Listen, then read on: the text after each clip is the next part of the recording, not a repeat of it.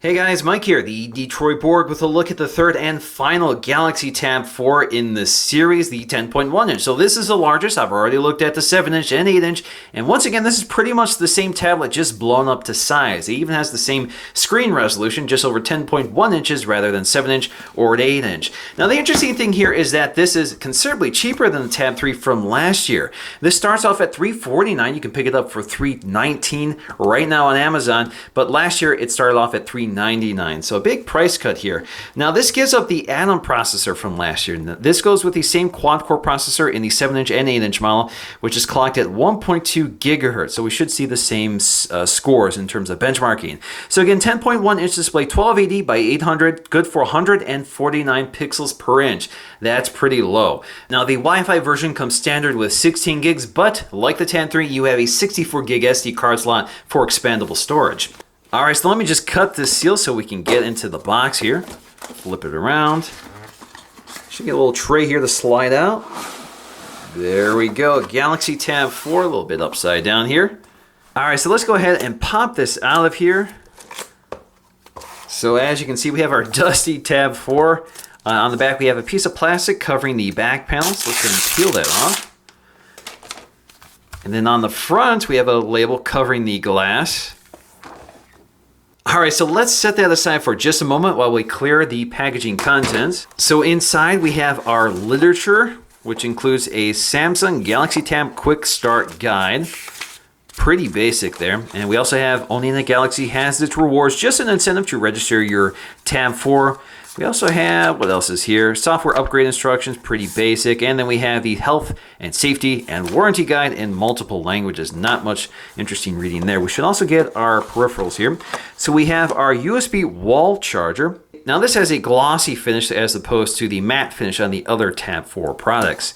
We also have our matching white micro USB 2.0 charging cable. And we just have a few more bits of plastic to remove. We have one covering the camera lens. We also have another one covering the IR blaster right there. And we're just going to remove this serial number sticker on the back, which also indicates that it's 16 gigs. Now before we take a closer look, let's just tap and hold the power button to boot it up for the first time. As you can see, the power button is up toward the corner here on the left side.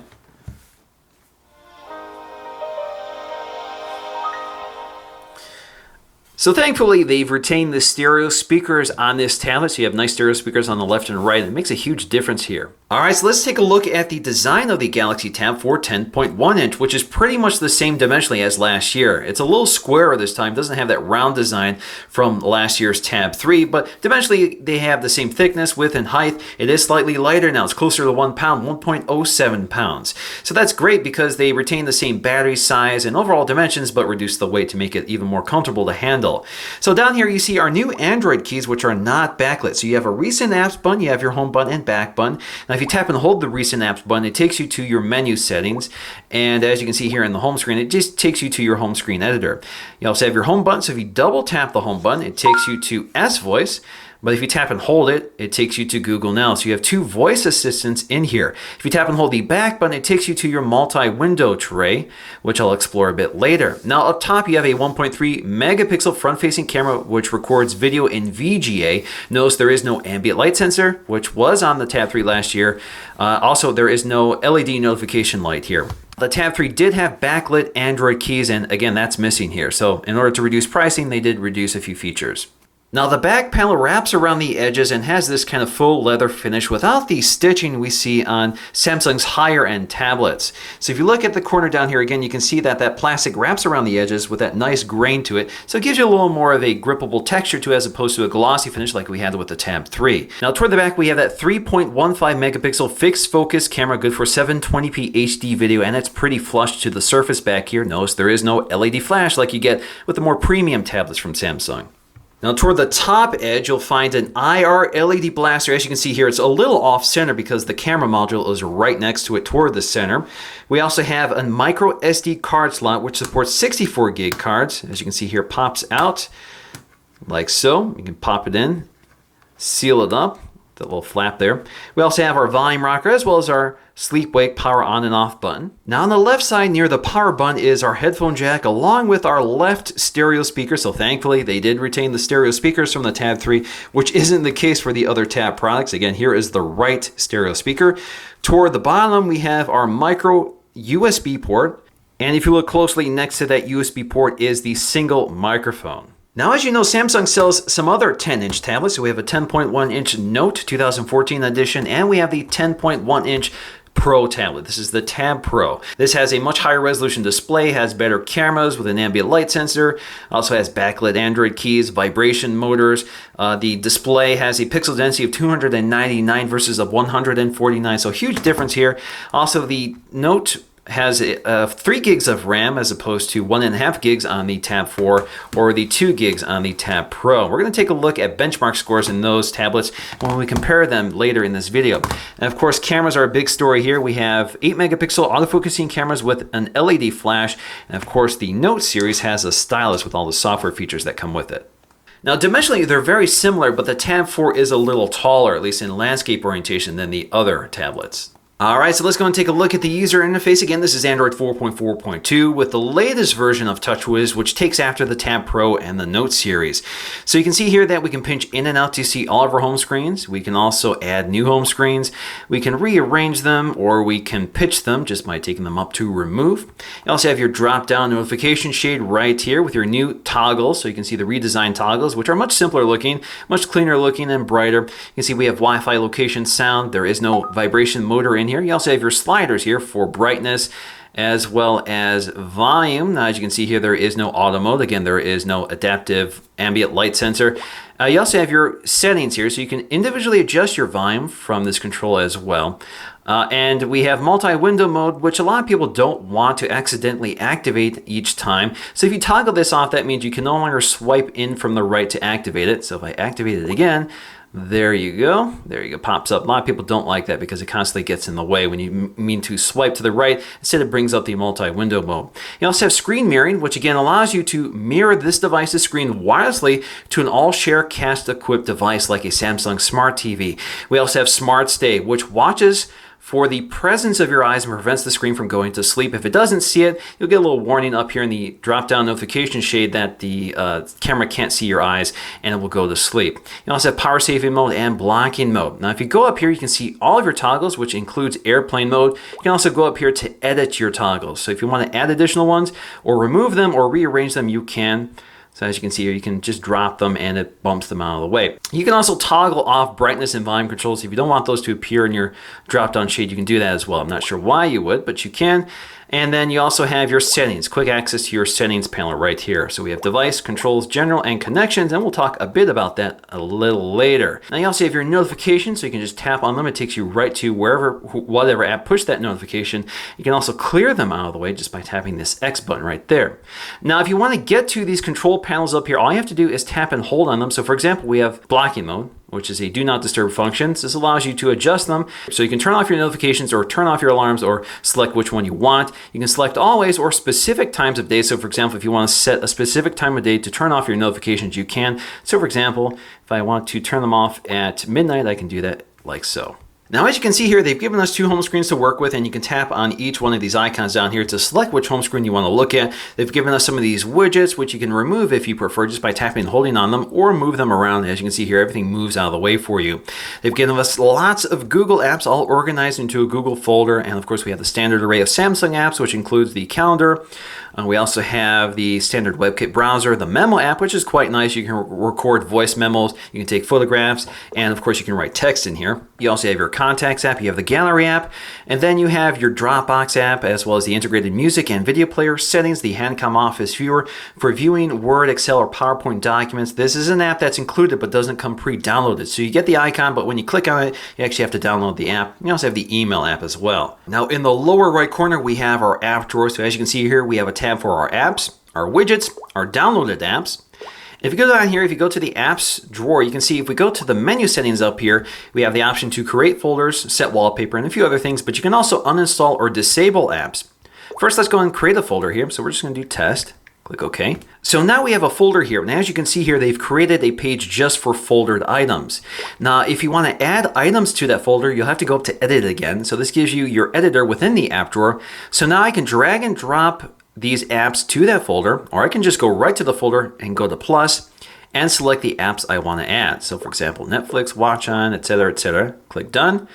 So as you can see here, we have a folder full of our apps, and we can also drag and drop this to the home screen if we want. Now, when we're in the app drawer, we can go up here to settings, go to uninstall or disable apps, and we can select specific apps to uninstall or disable. Now, only certain apps are eligible. Some of these are permanent. You can't do anything about them. They stay with the tablet no matter what. But some of these can be disabled, and some of them can be uninstalled. Now, most of them cannot be uninstalled. So, for example, the Memo app up here, if we select that, we can disable the app. We can't uninstall it. Now, if we disable it, it pretty much just hides. It disappears. Some of these apps I can uninstall, such as Geekbench 3, so I can uninstall it, which I don't want to do right now because I want to use it later. But if you go up here now, if you go to show disabled apps, you'll see all the apps you disabled. They're still there, they're hidden, but you can also reactivate it if you prefer. Click Done. Now, if you want to drag and drop any one of these apps to the home screen, you just tap and hold on it. It takes you to the home screens. So now you can go up here to create a folder. You can go up to app info to find more information about the app, or you can cancel. Now, as you can see down here, we have this little editor which appears, so we can drag and drop it over this editor and drop it into place once we're satisfied. If you tap and hold on the home screen, you get to the option to set wallpaper, select your apps or widgets, create a new folder, or create a new page. If you tap and hold the power button, you also get the option to shut it down, select airplane mode, restart it, or select mute or not. Now, as you can see here, there is no vibration mode. That's because there is no vibration motor in here. Now, if you tap the volume button and select the settings icon, you can individually control the volume for notifications, media, and the system. Now, we also have our multi-window mode here. Now, this allows us to open up two windows at once, so we can interact with two apps at once. So for example, we can drag and drop YouTube here, and then we can drag and drop the browser. So as you can see here, we have two windows side by side, which we can resize like so. So here I have one of my YouTube videos. I can click play, I can resize it, and I can continue browsing the web in the right-hand side. Now, when you're interacting with these windows, as you can see, they outline in blue. So when you tap the circle icon down here, you can see we can now switch from left-hand to right-hand side. We can also select text from one side of the window and post it into the other side of the window. We can resize this window to full screen, or we can close it. Now, again, if we want to interact with that window, you have to tap it to make sure it's highlighted. And as you can see here, we now have those same controls on the other side. This is also important when interacting with the back button here. So if you want to go back on this window, you have to make sure it's highlighted in blue and click back. Now, at the bottom of the multi-window mode is this little expandable folder, which gives you the option to edit the content in here. So you can add additional apps into this window, or you can drag and drop them out here. So for example, if I want the Memo app, which I think is good to have in here, you can do so. And of course, you can rearrange them as well. Now let's go and take a look at our settings. So under the settings panel, everything is organized in tabs. So we have connections, devices, controls, and general. Under connections, we have our Wi-Fi settings, Bluetooth, airplane mode, data usage information. We also have location information, which apps are using that. And we also have our network settings. So we have VPN and printing. And of course, we do have printing integrated into this tablet because it is running Android 4.4. Now, if we toggle on nearby devices, this allows other devices to remotely access the media on this tablet. We also have screen mirroring in here as well. Now, under device, we have our sound settings, display. We have the multi-window mode, which you can toggle off. We have lock screen, which has a few things to look at here. So under lock screen, we can enable shortcuts. If we tap on shortcuts, we can add new ones to the lock screen. So for example, if we want Chrome, we can click that, or if we want to remove one of them, such as the standard browser, we can do so. So if we go to the lock screen now, we have these quick access toggles for launching our favorite apps. We also have our wallpaper settings, and there's one interesting thing to look at here, and that is lock screen wallpapers.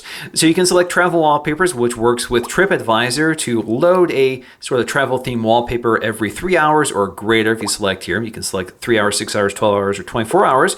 So now if we go to the lock screen, we'll have this travel themed wallpaper. So in this case, it's the Dominican Republic.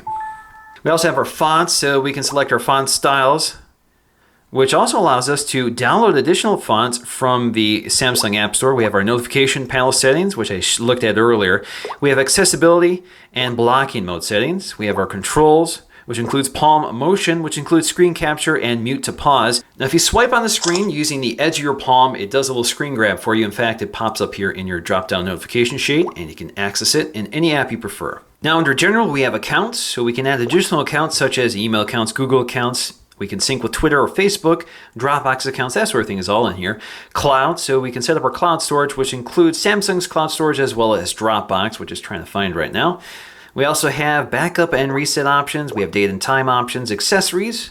Then we have our application manager, so we can see what's downloaded, the SD card. We can also see what apps are running. We can also tap on them to see them. We also have default applications, users, which allows us to add additional users for that multi-user mode. We have battery, power saving mode, storage. So you can see how much storage we're using up. I haven't downloaded much here or taken many photos, so you can see how much storage is left after the system takes its cut. Then we have security. We have about this device, so we can see the latest version of Android right there, 4.4.2. Now let's talk about users and multi-user mode. So if you go to users and go up to plus here, you can add two types of users. You can do a full standard user or a restricted profile, which is good for children, for example. This allows very strict access to what this tablet can do. Now, if you go to users here, basically select OK. It's like adding another owner to this tablet. So let's go and set it up now. So basically what will happen is that they can log in with their own Google account and have access to their own Play Store, their own content. They can add their own apps, change their own wallpaper, that sort of thing. So now with the new user activated, you can see here I have two users to select from the lock screen. So I have me, as you can see here, or I have this new user, which I can select to unlock. So now it takes me into the setup process for this new user. Now, if I want to get back to my account, just tap on myself in the lock screen here. You can see it even changes my wallpaper back to my lock screen wallpaper.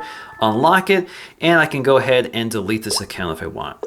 Now let's quickly talk about the restricted profile here. So let's go and select this. Now when you set this up, you do have to set a passcode or lock screen or something on your account so that the other user can't have access to it.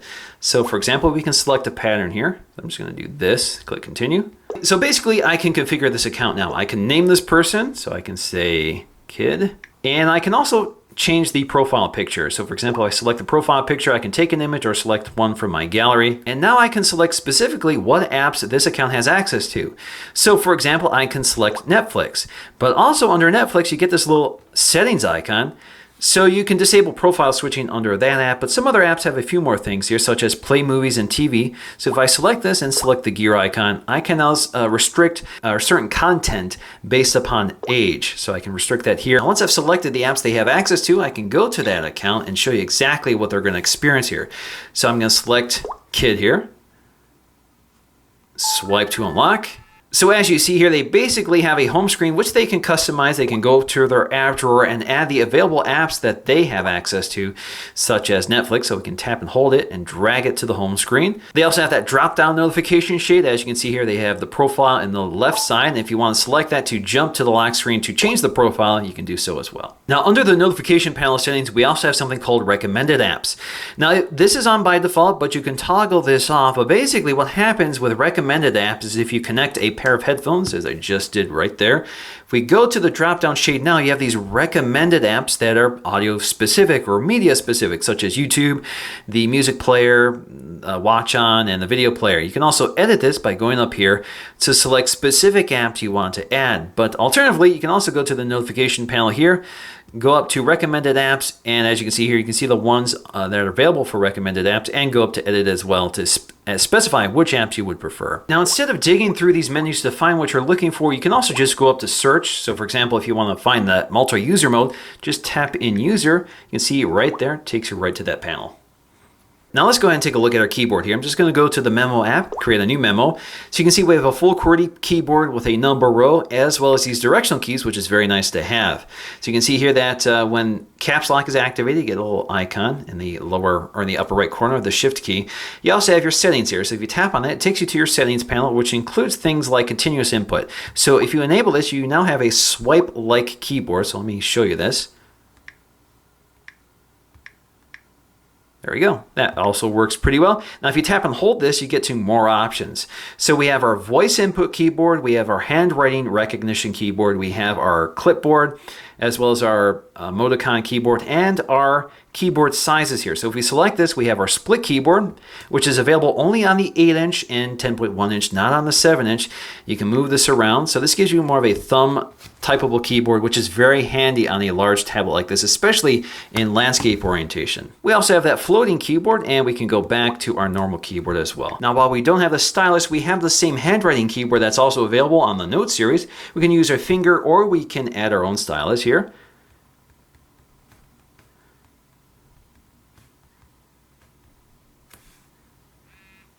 And it recognizes punctuation as well. Now let's quickly take a look at the WatchON app and set this up. So what you have to do is establish where in the world you are so it can find your available services. All right, so I'm just going to select my service provider. So now you see I have two tabs here. I have on TV and on demand, so I can see what's on TV right now. If I want to watch that, all I have to do is tap on it, click watch this channel, and it will broadcast the IR code to my TV. But first, I have to set up my equipment here. So let me go to setup. I'm going to select my Samsung Smart TV, click next. Turn on TV. It's basically programming the device to recognize your TV. And if that's the correct code, click OK, click next. And then I have to select my service, which is Comcast, click next. Send it to my set-top box. Again, if that is correct, we're going to click OK. And so now I have my remote control. I can input my channel numbers. I can select my channel from here, volume, power things off, that sort of thing right from here. And then if I go ahead and click watch, it's turning to HBO for me. And I can start watching my programming all without digging through the menus on my television. All right, so let's briefly take a look at the camera app. So we do not have tap to focus here, and we do not have tap to auto exposure. That happens automatically, or you can select that manually. You can take your photograph.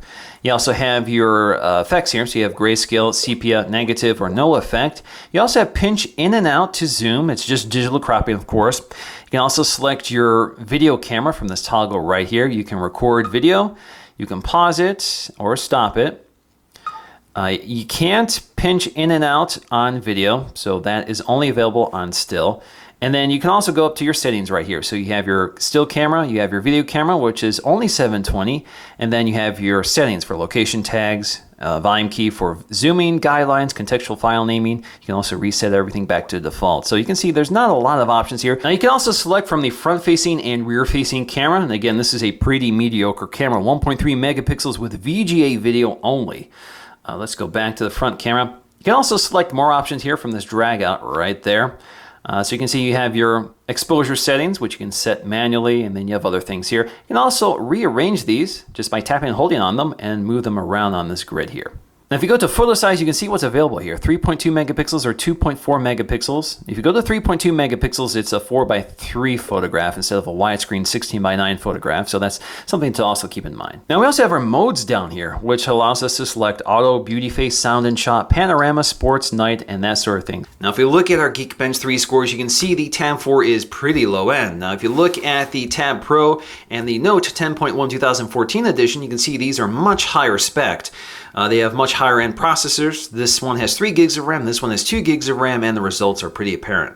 Now, predictably, because they all have the same 1.2 gigahertz quad core processor, all have 1.5 gigs of RAM, the Geekbench 3 scores are all identical. All right, guys, so let's talk about some of the strengths and weaknesses of the Tab 4 10.1 inch. Now, I think some of the biggest strengths here are going to revolve around the price. So at $349 and $320 on sale, I think this is a pretty good deal. You get 16 gigs of storage along with a 64 gig SD card slot. Again, it's a fairly large tablet that's very lightweight, pretty good battery life, and seems to be pretty indestructible. It's definitely a great tablet for those who want a larger tablet but don't necessarily care about the screen resolution. The other strength here are the speakers. So if you're going to use your tablet for movie watching without your headphones, this is going to be one of the best sounding tablets at any price. So those stereo speakers definitely make a big impact here and certainly are much better than the ones on the 7-inch and 8-inch Tab 4. And of course, you got the latest version of Android, 4.4.2, with an updated version of TouchWiz, which is actually pretty decent. So you don't get too many features with TouchWiz. I think you just get the right amount of them, and only the ones that are particularly useful without bogging down system performance too much. Now, in terms of cons, this is going to vary by user, but for me, the biggest one is the display. The resolution is pretty poor. Most people are used to much higher resolution displays, either on their laptop or their computer, desktop computer, or their phone, and certainly 149 pixels per inch is going to be noticeable, especially when you're reading text. The other problem here is going to be performance. Again, we're running TouchWiz on fairly low-end hardware, so it's definitely noticeable here. It's a little laggy, especially if you're used to the performance of other products. But again, it's not a deal breaker here. It's still a very usable tablet that gets the job done with some interesting features. And of course, these have terrible cameras. There's no autofocusing, the color reproduction is very poor on them, and it's just not a camera you're going to be using for day-to-day use. You're probably going to prefer your cell phone camera. These cameras are really there when you need them. They're kind of a utility more than a feature. Now in terms of which one I prefer, it's kind of a toss-up. I'm a big fan of the 7-inch with that small form factor and the small bezel, but I think the 8-inch is the right size, and it actually seems to be a better performing tablet for whatever reason. I think the 8-inch is the perfect size, that kind of mid-size form factor, while the 8-inch tends to be a little bit big, a little bit bulky, and with such a low resolution display, it's kind of hard to really get behind the 10.1-inch, but for a lot of people, that's not an issue, and it's quite a bargain for a large tablet. So for me, I think the sweet spot is going to be the Tab 4 8.0. So I'm curious what you guys think. What size tablet would you prefer? The 10.1-inch, the 8-inch, or the 7-inch? Alright guys, so that's going to do for me in this video. Thanks for watching, and I'll see you again in the next video.